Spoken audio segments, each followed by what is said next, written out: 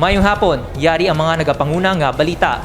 Mayor Jerry Treñas nagaapila sa mga ginikanan nga pabakunahan ang ilang mga kabataan. Lokal nga panguluhan, liwat magapatigayon sang vaccination rollout sa Sabado kag Domingo.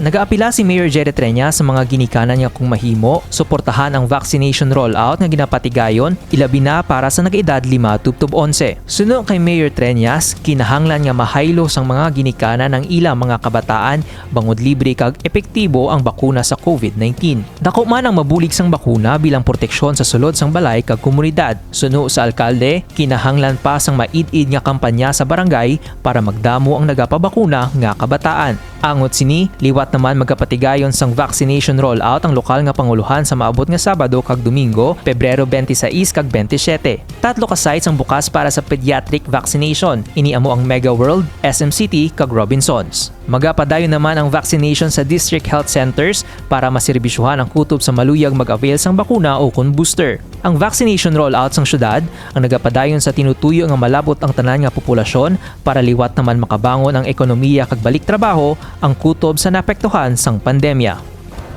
Ang dugang nga detalye bantayan karon alas 6 sa gabi sa Level Up Patrol. Ini si Michael Angelo Sarate.